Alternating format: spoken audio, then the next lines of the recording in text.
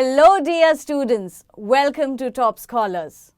Today we'll be discussing about fuel efficiency and disadvantages. So friends, let's first discuss what is a fuel, right? Now you would say that a fuel is a substance which on burning produces energy, right? So in simple terms, we can define fuel as a substance which on combustion, that is on burning, releases energy.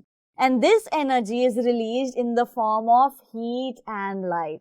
And so we say that fuel is a source of energy because fuels on combustion, on burning, result in the release of energy which is in the form of heat and light. Now friends, we said that fuels undergo combustion, right? But what is combustion reaction? Yes. Combustion reaction is a process wherein fuels on burning react with oxygen present in the atmosphere, resulting in the formation of carbon dioxide, water along with the release of energy. Now friends, this energy which is released is in the form of heat and light. Now since fuels are a source of energy, this energy which is released due to the combustion of fuel is used for a variety of reasons. Now friends, as we saw, fuels are a source of energy, right? That is, fuels on combustion and burning release energy, and this energy is used for a variety of purposes. For example, fuels are used for cooking purposes, that is charcoal, coal as well as wood, they are used for cooking food.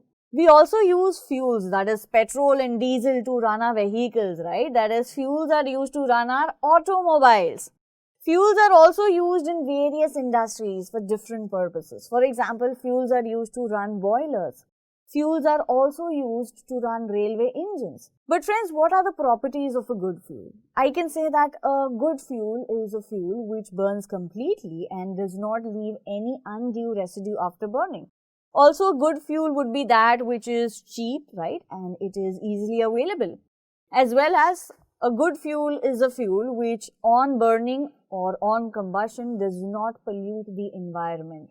So these are the properties of a good fuel. But friends, ideally there is no such fuel which can be said to be an ideal fuel. Now friends, tell me one thing, do all the fuels give you the same amount of energy? That is what is called as fuel efficiency. The amount of heat energy that is produced when 1 kg of a fuel undergoes complete combustion is known as its calorific value, which means that higher the calorific value, higher is the fuel efficiency, and so higher the fuel efficiency, the better is the fuel. So here you can see we have different types of fuel as well as the calorific value. Now friends, the unit of calorific value is kilojoules per kg. So the first one you can see over here is cow dung cake, which is used as a fuel in villages, that is in remote areas, right? This fuel, that is wood, has a calorific value of about 17,000 to 22,000 kilojoules per kg. The next one, coal, it has a calorific value of 25,000 to 33,000. Petrol, kerosene, diesel, which is used to run our automobiles, have a calorific value of about 45,000. CNG and LPG have a calorific value of about 50,000 to 55,000 kilojoules per kg. Biogas, which is an eco-friendly fuel, has a calorific value of about 35,000 to 40,000. And the last one you can see over here is hydrogen, friends. Hydrogen has a calorific value of about 1,50,000 kilojoules per kg.